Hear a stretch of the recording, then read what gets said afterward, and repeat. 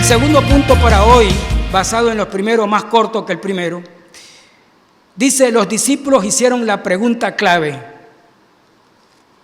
Hoy casi que no saldremos del versículo 3, porque es muy inspirador. La pregunta clave, ellos la hicieron, los discípulos. Letra A, la pregunta: ¿qué señal habrá de tu venida, del fin de los tiempos? ¿Es válido hacerse preguntas? Es válido.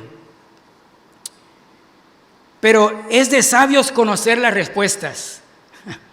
¿Es válido hacer las preguntas? Válido.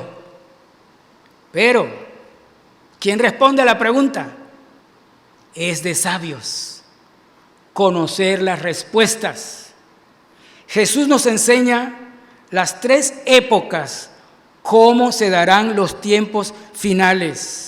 Jesús mismo nos da una clave, una pequeña guía para ayudarnos a visualizar los tiempos del fin y no equivocarnos en el proceso de estar cerca de esos días. No hay tiempo para mucho, pero Jesús establece en algún punto de aquí donde estamos, hacia adelante en nuestra historia, o en la historia que falta por cumplir entre los hombres, en algún punto de aquí a allá, se establece la primera etapa o el primer tramo que nos acerca a los finales días. Mateo 24, ya leímos del 3 al 8, ¿cierto? Mira el versículo 8.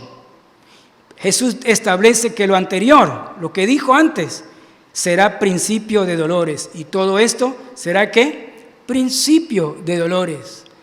Me sorprendí en estos días tratando de meditar sobre los dolores de la mujer que da a luz, de los dolores de parto. Me sorprendí descubrir, no lo sabía. Las mujeres sí lo saben que han dado a luz. Dicen los primeros dolores y luego vienen los dolores del alumbramiento. Pero me sorprendí que uno de estos expertos explicando sobre esos primeros dolores le llamó a esos primeros dolores los falsos dolores. Y qué interesante que en esos primeros dolores proféticos del cual habla Jesús, vendrán falsos cristos y engañarán a muchos. Hay dolores como el coronavirus, pero quietos. De aquí a ese punto, estamos muy cerca o ya lo empezamos. Pero Jesús dice, todavía no es el fin, estos son principios de dolores. Muchos muertos, ¿cierto? A nivel mundial, nos entristece. Pero todo esto, dice la Escritura, todo esto para que cuides de temer a Jehová todos los días de tu vida. Si hay algo que el coronavirus nos puede enseñar es, cuídate de temer a Dios todos los días, cada día donde estés, aún encerrado en tu casa. Principio de dolores. La otra etapa que enseña Jesús para este estudio es del versículo 9 en adelante, y vamos a ver, es versículo del 9 al 21. Mateo 24, 9 al 21. Observe el 21. Los dolores se han intensificado. Y Jesús, versículo 21, dice: porque habrá entonces, después de los primeros, entonces gran tribulación, cual no la ha habido desde el principio del mundo hasta ahora, ni la habrá. La época de los últimos dolores, o de la gran angustia, o de la gran tribulación. Observe el versículo 21. Y aquí Jesús habla de el principio del mundo, señalando con voz autoritativa que habrá un final del mundo. Significa que hay un medio en la historia del mundo entre el principio y el fin, y ese medio se llama Jesucristo. La tercera época que marca Jesús como una pequeña guía para entender ese proceso de acercamiento a los últimos días es la venida en las nubes del Mesías. El momento o la época de la venida en las nubes del Mesías como Rey. Mateo 24, versículo 27 al 30. Pero mire el versículo 29. Dice Jesús, e inmediatamente después de la tribulación,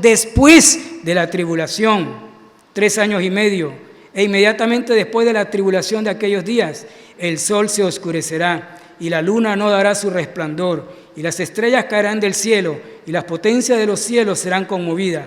Versículo 30, entonces aparecerá la señal del Hijo del Hombre en el cielo. La pregunta entonces viene, ¿cuál fue la intención de Jesús como maestro? ¿Tenía Jesús, el maestro, una intención con esta pregunta hecha por los discípulos? De tal manera que Él se extiende para responder esta pregunta en los capítulos 24 y 25 de Mateo.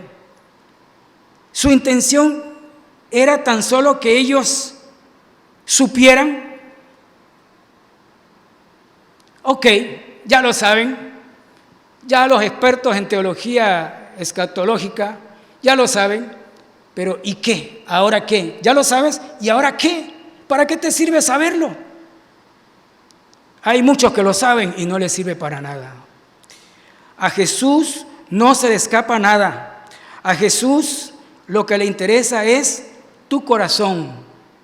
A Jesús lo que le interesa es que tú creas que Él es el Cristo, el que vino para sanarte, no del coronavirus exactamente, sino de la enfermedad de tu corazón, sanar tu rebeldía, tu flojera de no leer la Biblia, de no tener comunión con los demás, de sanar tu intolerancia, tus prejuicios, tu falta de pulcritud y limpieza física y espiritual. A Jesús no le mueve a actuar un coronavirus. A Jesús le mueve a actuar.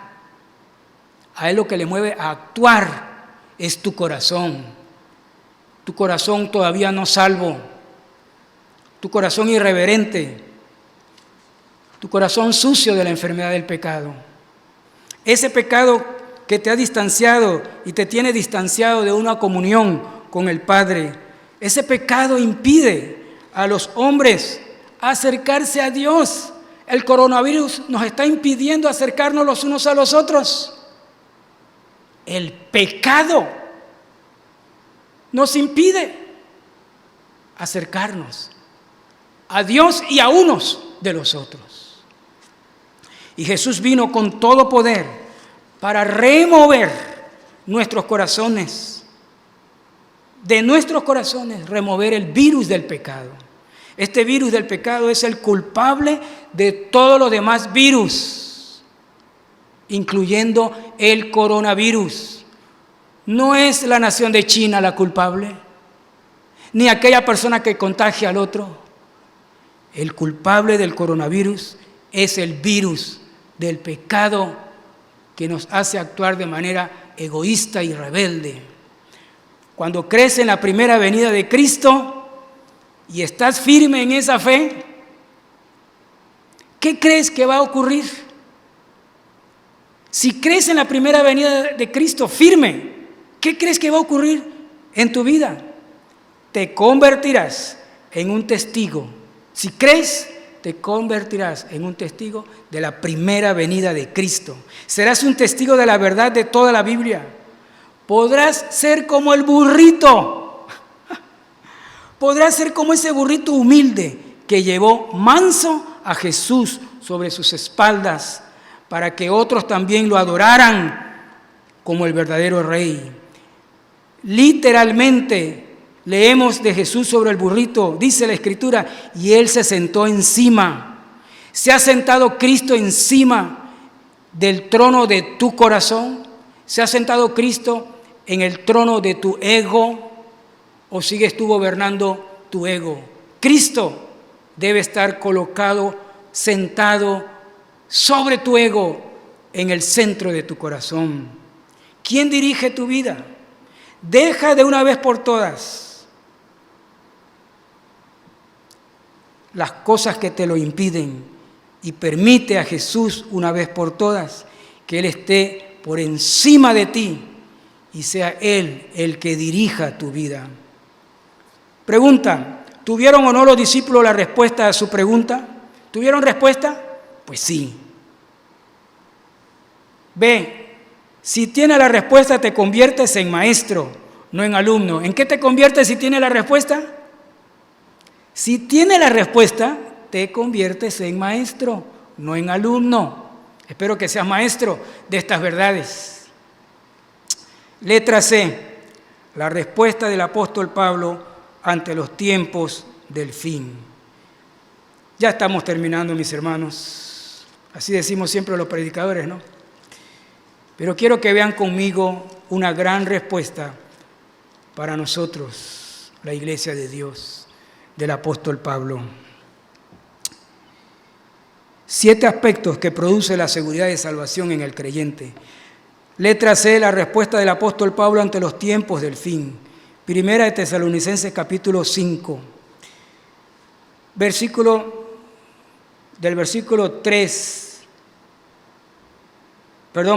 4. Ya leímos del versículo 1 en adelante, pero vamos a ver el versículo 4. Dice, mas vosotros, hermanos, no estáis en tinieblas. Hermanos, no estáis en tinieblas, para que aquel día os sorprenda como ladrón. Porque todos vosotros sois hijos de luz e hijos del día. No somos de la noche ni de las tinieblas. Por tanto, no durmamos como los demás, sino velemos y seamos sobrios. Pues los que duermen, de noche duermen, y los que se embriagan, de noche se embriagan.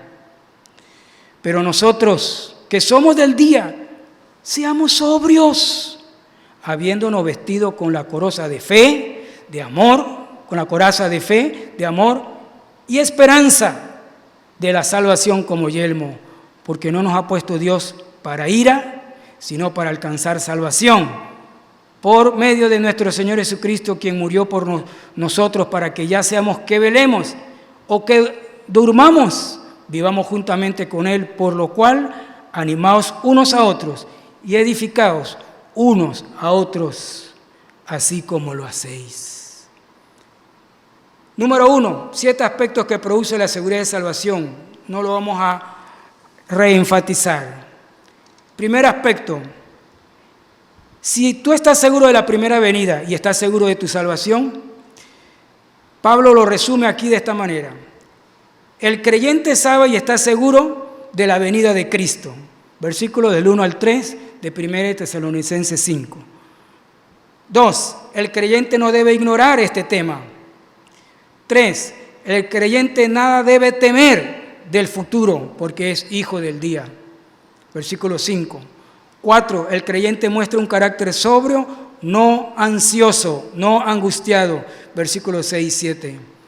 5, el creyente está recubierto de fe, amor y seguridad de la salvación como yelmo. Versículo 8. 6, el creyente se siente seguro que no participará de la ira final. Versículo 9. 7, el Hijo de Dios, creyente, nacido de nuevo, que tiene a Cristo como Señor y Salvador, vive de su relación con Dios y sus hermanos. Versículos 10 al 11. El punto número 3 sirve de cierre. La pregunta clave es, ¿cómo ver la actual epidemia mundial del coronavirus? ¿Cuándo será? Ese cuándo será de esa pregunta de los discípulos nos incluye a nuestra época. ¿Será ahora? ¿Será pronto? Vamos a tratar de responder esta pregunta. Letra A. Esta epidemia mundial es parte de los eventos que sucederán en ese proceso antes de la venida de Cristo, con el propósito que el mundo entero traiga a sus pensamientos arrepentirse y volverse a Dios. Jonás predicando a Nínive y el rey que se convierte y manda un decreto para establecer ayuno aún a los animales. es una buena figura de lo que estamos viviendo. La idea es que nos arrepintamos y volvamos a Dios. Letra B. Esta epidemia nos muestra que el dolor en la humanidad por pestes, guerras, hambre y la mala economía, perdónenme por la próxima noticia que les estoy dando, irá en aumento. Esto irá en aumento después de hoy. Como decía mi hermano Freddy al principio, la Segunda Guerra Mundial estableció un antes para la humanidad y un después. Seguro que después de hoy habrá una marca en la historia de un antes y un después. Letra C. Esta epidemia se convierte quizá en el primer y más grande evento apocalíptico para que la humanidad se vea en un espejo y vea lo egoísta que es, lo frágil que somos y la necesidad de acercarnos a Dios y recibir a Cristo como el verdadero Señor del universo que viene por la segunda vez a esta tierra. Cristo es la única esperanza. Es probable que, escuchando este mensaje, tú no tengas seguridad de tener a Cristo en tu corazón. Por favor, ora conmigo y entroniza a Jesús en tu corazón. Señor Jesús, te doy gracias porque tu amor es infinito para conmigo. Vengo ante ti y te pido perdón por todos mis pecados y por mi realidad de haber estado lejos de ti. Perdóname mi indiferencia a la palabra de Dios. En este momento te abro las puertas de mi corazón y de mis pensamientos. Te pido que entres a mi vida. Te reconozco como Señor y Salvador de mi vida. Creo en el Cristo y en la vida eterna que tú me das. En el nombre de Jesús. Amén. La conclusión de este mensaje aparece en 1 Tesalonicenses, lo que hemos leído, capítulo 5, los mismos versículos, pero aplicado con el verbo cultivar. La actitud ante el coronavirus y todo lo que pueda venir debe ser la siguiente. Voy a leerlo, basado en los versículos de 1 Tesalonicenses 5. 1. Cultivar un carácter sobrio y atento ante las crisis profetizadas. Versículos 6 al 7. 2. Cultivar la fe, el amor y la seguridad. Versículo 8. 3. Cultivar la alabanza a Dios. Versículo 9, que nos salva de la ira. 4. Cultivar nuestra relación con Dios, sea que muramos o sea que vivamos. Versículo 10. Y 5. Cultivemos el animarnos y edificarnos en la palabra, los unos a los otros. Voy a cerrar con una oración y después una alabanza. Dios Todopoderoso, gracias te damos. Bendícenos a todos, en el nombre de Cristo. Amén.